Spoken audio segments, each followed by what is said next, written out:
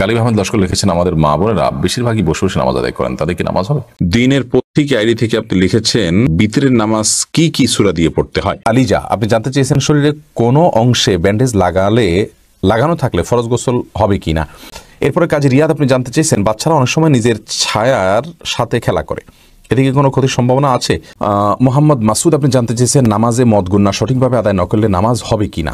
ফেরদাউস, আপনি জানতে চেয়েছেন মেয়েদের মাথার চুল ছোট করে কাটা জায়েজ আছে কিনা। তানিয়া ইসলাম, আপনি জানতে চেয়েছেন অজু করে ফেরার পথে পুরুষ লোকের সাথে দেখা হলে বা কথা বলতে হলে তারপর নামাজ হবে কিনা, নাকি আবার অজু করতে হবে। শরীফ এবি আইডি থেকে আপনি লিখেছেন, একটু মোটা হওয়ার কারণে ওয়াশরুমে হাই কমোড ব্যবহার করতে হয়। হাই কমোড ব্যবহার করলে অনেক সময় সেই কমোডের পানি শরীরে লেগে যায়। এখন কি শুধু পানি দিয়ে শরীরের ওই স্থান পরিষ্কার করলেই শরীর পাক হয়ে যাবে? দর্শক, চলুন তাহলে আর দেরি না করে আমরা প্রশ্নোত্তর আলোকিত ভুবনে প্রবেশ করি।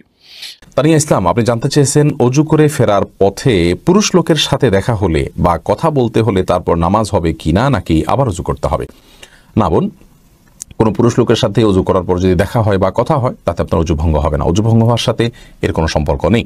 কেউ যদি অজু করার পর কোনো পুরুষের সাথে অন্যায়ভাবে দেখা দেন, হারামভাবে দেখা দেন, হারাম কথা বলেন, তাহলে ঠিক গুনার কারণ হবে, ভিন্ন কথা, কিন্তু এর ফলে অজু ভঙ্গ হবে না। অজু ভঙ্গ হওয়ার সাথে অজু ভঙ্গকারী বিষয়গুলোর সম্পর্ক, যেমন অপবিত্র কোনো কিছু শরীর থেকে বের হলো কিনা, ঘুমালেন কিনা, অজু ভঙ্গের কোনো কারণ পাওয়া গেল কিনা, এর সাথে হলো অজু ভঙ্গের সম্পর্ক।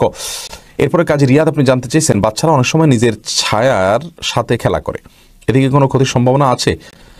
না, বাচ্চারা নিজের ছায়ার সাথে খেলা করলে এর জন্য বিশেষ কোনো ক্ষতির কথা আছে বলে আমার জানা নেই। মোহাম্মদ মাসুদ, আপনি জানতে চেয়েছেন নামাজে মদ গুন্না সঠিকভাবে আদায় না করলে নামাজ হবে কিনা। দেখুন, বেশিরভাগ মদ গুন্না, বিশেষ করে 3 আলিফ 4 আলিফ, এগুলো ওয়াজিব কোনো মদ নয়। অতএব যদি এগুলোতে একটু কম বেশ হয় বা সঠিকভাবে নাও হয় তাতে নামাজ হয়ে যাবে। কিন্তু একালিফ মদ যেগুলো, সেগুলো সঠিকভাবে না করলে, অর্থাৎ একালিফ যদি না টানা হয়, সেক্ষেত্রে অনেক সময় অর্থের মধ্যে ব্যাপক এবং বড় ধরনের পরিবর্তন হয়ে যায়। সেই রকম জায়গায় যদি হয়, অর্থের মধ্যে বিকৃতি ঘটে যায়, আপনি যেটুকু পড়েছেন শুধুমাত্র সেটুকু সালাতের জন্য যথেষ্ট হবে, আর এটুকুর মধ্যে আপনি বড় ধরনের ভুল করেছেন, বিকৃত হয়ে গেছে অর্থ, তাহলে সেক্ষেত্রে আপনার সালাত আদায়ী হবে না। ফেরদাউস, আপনি জানতে চেয়েছেন মেয়েদের মাথার চুল ছোট করে কাটা জায়েজ আছে কিনা। মেয়েদের মাথার চুল ছোট করা যদি একেবারে অল্প স্বল্প ছোট করা হয় তাহলে তো সবার মতো জায়েজ, কোনো অসুবিধা নেই। আর যদি বেশ খানিকটা ছোট করা হয় তাহলে সেক্ষেত্রে একেবারে পুরুষের মতো যেন দেখা না যায় সে বিষয়টি খেয়াল করতে হবে, এবং কোনো ফাসেক বা কোনো খারাপ মহিলাদের সাথে তাদের স্টাইল যেন ধারণ করার উদ্দেশ্যে ছোট করা না হয় সে বিষয়টি খেয়াল করতে হবে। উম্মুল মুমিনিনদের কেউ মাথার চুল ছোট করেছেন, প্রয়োজনের প্রেক্ষিতে সেটি করা যেতে পারে। আরিফিন আহমেদ সাগর, আপনি জানতে চাইছেন চিংড়ি মাছ খাওয়া জায়েজ হবে কিনা। জি, চিংড়ি মাছ খাওয়া জায়েজ আছে। এটাকে একসময় আলেমরা মাকরুহ বলতেন, এখন কেউই এটাকে আর মাকরুহ বলেন না, কারণ এটিও এক প্রকারের মাছ, যার কারণে এটি সম্পূর্ণ জায়েজ এবং হালাল। আলিজা, আপনি জানতে চেয়েছেন শরীরে কোনো অংশে ব্যান্ডেজ লাগানো থাকলে ফরজ গোসল হবে কিনা। যদি কোনো অংশে ব্যান্ডেজ লাগাতে হয়, ব্যান্ডেজ খোলাটা তার জন্য ক্ষতিকর হয়, অসুবিধার হয়, তাহলে সেক্ষেত্রে যে অংশে ব্যান্ডেজ লাগানো আছে ওই অংশ বাদে বাকি অংশে আপনি পানি ঢেলে যদি ধৌত করেন আর ব্যান্ডেজের উপরে শুধু ভিজা হাত দিয়ে মুছে নেন, তাহলে আপনার গোসল হয়ে যাবে। আর যদি ব্যান্ডেজটা এরকম জায়গায় হয়, কথার কথা পেটে বড় করে ব্যান্ডেজ আছে, তাহলে সেক্ষেত্রে আপনি উপরের অংশে কোনোভাবে পানি দিতে পারছেন না, দিলেই ব্যান্ডেজ ভিজে যাবে, তাহলে সেক্ষেত্রে আপনি অবশ্যই তায়াম্মুম করে সালাত আদায় করতে পারবেন। সোহেল রানা সুজন, আপনি জানতে চেয়েছেন বাতের ব্যথার জন্য এক জাতীয় পাথরের মতো দেখতে এক প্রকার বস্তু লাগানো ব্রেসলেট যা হাতে ব্যবহার করা হয় আবার পায়ে কালো রাবারের মতো ব্যবহার করা হয়, এ সম্পর্কে হুকুম কি? ভাই সোহেল, এই জাতীয় ব্রেসলেটের কোনো বৈজ্ঞানিক কোনো ব্যাখ্যা আছে কিনা যে এটি মানুষের শরীরে বাতের ব্যথাকে দূর করে? যদি থাকে তাহলে এটি ব্যবহার করা যেতে পারে, এবং যদি বৈজ্ঞানিক কোনো ব্যাখ্যা না থাকে, এর যৌক্তিক কোনো লজিক্যাল কোনো কারণ না থাকে, নিছক এটি একটা ধারণা মানুষের থাকে, তাহলে সেক্ষেত্রে এটি ব্যবহার করা জায়েজ হবে না। এমনি সোহাগ ইসলাম জানতে চেয়েছেন 4 রাকাত সুন্নত নামাজে প্রত্যেক রাকাতে সূরা ফাতিহার পর কি সূরা মিলাতে হবে? সুন্নত নামাজ হলে প্রত্যেক রাকাতে মিলাবেন। মাহবুবা খানম লাকি, আপনি জানতে চেয়েছেন সহসেজদা করতে ভুলে গিয়ে যদি সুন্নত নামাজ পড়ে ফেলি তাহলে কি আবার নতুন করে নামাজ পড়তে হবে? জি, আবার নতুন করে পড়তে হবে। সিদ্দাসও যদি ওয়াজিব হয়, আপনার কোনো ওয়াজিব ছুটে থাকে তাহলে সিদ্দাসও দিতে হবে। সিদ্দাসও যদি আপনি না দেন তাহলে ওয়াজিব তরক করলেন, আর ওয়াজিব তরক করলে কিন্তু আপনার সালাতের ফরজ বা দায়িত্ব যেটা, সে দায়িত্বটা যথাযথভাবে আদায় হলো না। এমনি মাহবুর রহমান জানতেছেন একামতের সময় মুসল্লিরা কখন দাঁড়াতে হবে? একামতের সময় মুসল্লিদের নির্দিষ্ট কোনো বাধ্য করে দেওয়া হয়নি যে এই সময় দাঁড়াতে হবে। আমরা অনেকে মনে করি যে একামতের সালাহ বললে তখন দাঁড়াতে হবে। অথবা হাইয়াল আসলা হায়াল ফালা বললে তখন দাঁড়াতে হবে, এরকম কোনো কিছু কিন্তু আবশ্যক নয়। একামতের শুরুতে বা মাঝে যে কোনো পর্যায়ে মুসল্লি দাঁড়াতে পারবেন। রিমা আখতার, আপনি জানতে চাচ্ছেন পায়ের সমস্যা, তাই টেবিলে বসে নামাজ পড়ি, আমি কি আরেক টেবিলে সিজদা দিতে পারবো? পায়ের সমস্যা হলে আপনি টেবিলে বসে যদি নামাজ পড়েন, আরেক টেবিলে সিজদা দেওয়ার কোনো প্রয়োজন নেই। আপনি যেখানে বসে সালাত আদায় করছেন তার বরাবর ফ্লোরে যদি আপনি সিজদা করতে সক্ষম হন ভালো, যদি আপনার শারীরিক অবস্থার কারণে সেটি আপনি করতে না পারেন, চোখের অপারেশন হয়েছে অথবা আপনার মেরুদণ্ডের সমস্যা রয়েছে, আপনি পিঠ ভাঙতে পারেন না, সিজদা করতে পারেন না, তাহলে সেক্ষেত্রে আপনি যে অবস্থা আছেন সেই অবস্থায় বসে জাস্ট কিছুটা ঝুঁকে রুকু আর আরেকটু বেশি ঝুঁকে সিজদা নিয়ত করবেন, তাতে আপনার সালাত আদায় হয়ে যাবে। অনেকে এটা করেন যে একটা চেয়ারে সালাত আদায় করছেন, কথার কথা চেয়ারের সামনে একটা টুল রেখেছেন, টুলে তিনি সিজদা করছেন। ফ্লোরে সিজদা যদি না করেন তাহলে টুলে সিজদা করার কষ্ট করার কোনো প্রয়োজন নাই, তিনি ইশারা করেই সালাত আদায় করলে হয়ে যাবে। এমডি ইউনুস আলী টনি, আপনি জানতে চেয়েছেন হায়েজ অবস্থায় মুখস্থ সূরা কি তেলাওয়াত করা যাবে? মাসিক অবস্থায় এবং প্রসব পরবর্তী ব্লিডিংয়ের সময় কোরআন তেলাওয়াত করা যাবে কি না, এটা নিয়ে ওলামায়ে কেরামের মত পার্থক্য রয়েছে। জমহুর বা সংখ্যাগরিষ্ঠ ওলামাদের মত হলো এ অবস্থায় কোরআন তেলাওয়াত করা যাবে না, কারণ রাসূল আকরাম সাল্লাল্লাহু আলাইহি ওয়াসাল্লাম গোসল ফরজ হওয়া অবস্থায় কোরআন তেলাওয়াত করতে নিষেধ করেছেন, আর এটিও গোসল ফরজ হওয়ার অবস্থা, যার কারণে এই সময় কোরআন তেলাওয়াত করা যাবে না। সম্প্রতি বিন বাজ ইবনে উসাইমিন রাহিমাহুল্লাহ তারা সহ আরব বিশ্বের কোনো বা অনেক ওলামায়ে কেরাম বলছেন যে এটি করা যাবে, নিরাপদ হলো না করা এবং তেলাওয়াত শোনা যেতে পারে। হালিমা বেগম জানতে চেয়েছেন গাছের মেহেদি পাতা কি পায়ের নখে দেওয়া যাবে? কোনো অসুবিধা নেই। অনেকে মনে করেন যে মেহেদি পাতা পায়ে দেওয়া যাবে না, যেটি দাড়িতে দিতে হয়, চুলে দিতে হয়, এমন কোনো কথা নেই। তেলও তো দাড়িতে চুলেতে দিতে হয়, পানিও তো আমরা মাথায় দিই, সেটা আবার পায়েও দিই, অতএব এটা কোনো কথা নেই, এমন কোনো কথা নেই যে মেহেদি পাতা পায়ে দেওয়া যাবে না, নখে দেওয়া যাবে না। শরীফ এবি আইডি থেকে আপনি লিখেছেন একটু মোটা হওয়ার কারণে ওয়াশরুমে হাই কমোড ব্যবহার করতে হয়, হাই কমোড ব্যবহার করলে অনেক সময় সেই কমোডের পানি শরীরে লেগে যায়, এখন কি শুধু পানি দিয়ে শরীরের ওই স্থান পরিষ্কার করলেই শরীর পাক হয়ে যাবে? প্রথম কথা হলো যে হাই কমোড ব্যবহারের সময় যদি নিচ থেকে পানি ওঠে তাহলে সেক্ষেত্রে নাপাক আছে, সেই মিশ্রিত পানি ওঠার কারণে সেটা শরীরে লাগলে অবশ্যই নাপাক হবে। সেখানে আপনি স্প্রে দিয়ে যদি ধুয়ে ফেলেন ওই জায়গাটা, তাহলে সেক্ষেত্রে আপনার রানে বা যেখানে পানি লাগলো সেই জায়গাটা ধুয়ে ফেললে আপনার পাক হয়ে যাবে, কোনো অসুবিধা নেই। শারমিন আখতার, আপনি জানতে চেয়েছেন স্বপ্নদোষ এটা হয়েছে কি না আমি শিওর নই বা মনে নেই, তাহলে কি করা দরকার? শুধু স্বপ্নে দেখেছেন কিন্তু কোনো ভিজা বা স্বপ্ন দোষের মাধ্যমে বীর্যপাত হয়েছে এরকম কোনো আলামত যদি আপনি না দেখেন তাহলে সেক্ষেত্রে আপনার গোসল ফরজ হয়নি। আপনি স্বপ্নে দেখেছেন বীর্যপাত হয়েছে, বাস্তবে বীর্যপাতের কোনো আলামত যদি খুঁজে না পান তাহলে আপনাকে গোসল করতে হবে না।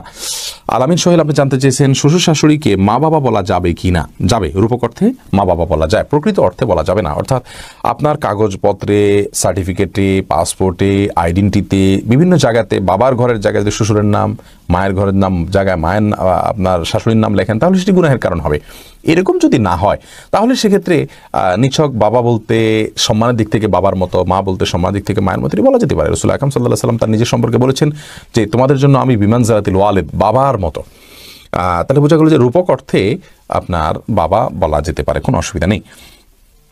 মোস্তফা কামাল, আপনি জানতে চেয়েছেন ইমাম সেজদা দিতে ভুলে গিয়ে নামাজ শেষ করলে মুক্তাদি কি আবার নামাজ আদায় করবে?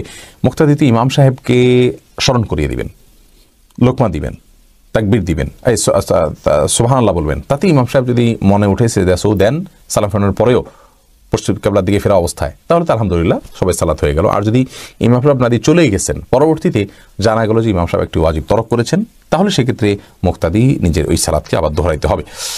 রোকসানা পারভিন, আপনি জানতে চেয়েছেন আমার কোমরের সমস্যা, সেক্ষেত্রে কি চেয়ারে বসে সালাত আদায় করলে গুনাহ হবে? কোমরের যদি সমস্যাটা এই পর্যায়ের হয় বোন যে আপনি রুকু সিজদা করতে পারেন না, আপনার অসহনীয় ব্যথা হয়, যন্ত্রণা হয়, আপনি কাতরাতে থাকেন, অথবা ডক্টর আপনাকে বলেছেন যে ডক্টর আপনার সালাতের গুরুত্ব বুঝেন, আবার আপনার শরীরের সমস্যার কথাও জানেন, তিনি যদি বলেন যে না আপনি নর্মালি রুকু সিজদা করে কোমর ভেঙে রুকু সিজদা করতে গেলে আপনার জন্য বড় ধরনের সমস্যা হবে, স্থায়ী রোগ হবে, অথবা আপনার কোনো অঙ্গ হানি হতে পারে বা অঙ্গের সমস্যা হতে পারে বড় কোনো, তাহলে সেক্ষেত্রে আপনি চেয়ারে বসে ইশারায় রুকু সিজদা করতে পারবেন। গালিব আহমেদ লস্কর লিখেছেন আমাদের মা বোনেরা বেশিরভাগই বসে বসে নামাজ আদায় করেন, তাদের কি নামাজ হবে? মা বোনরা কতটা বসে বসে নামাজ আদায় করেন আমি জানি না, তবে অনেক পুরুষদেরকে দেখি যে আমরা চেয়ারে বসে তারা নামাজ আদায় করেন। একান্ত আপনার সেরকম শরিয়াত আপনার অ্যালাউ করতে পারে সে পরিমাণ মাজুর হওয়া ছাড়াও, তো মা বোন হোক আর পুরুষ হোক যে কেউ হোক, সুস্থ সবল থাকা অবস্থায়ও তিনি যদি বসে বসে ফরজ নামাজ আদায় করেন তার নামাজ হবে না। আর যদি নফল নামাজ পড়েন বসে বসে তাহলে নামাজ হয়ে যাবে, সওয়াব কম হবে। আর যদি অসুস্থতার কারণে বসে পড়েন তাহলে সেক্ষেত্রে সওয়াবও কম হবে না, নামাজও হয়ে যাবে ইনশাআল্লাহ তাআলা। দিনের ঠিক আইডি থেকে আপনি লিখেছেন বিতরের নামাজ কি কি সূরা দিয়ে পড়তে হয়। বিতরের সালাতের প্রথম রাকাতে সূরা সাব্বিহিসমা রাব্বিকাল আলা, দ্বিতীয় রাকাতে সূরা কাফিরুন এবং তৃতীয় রাকাতে সূরা ইখলাস কুল হুয়াল্লাহ পাঠ করা, এটি সুন্নাহ।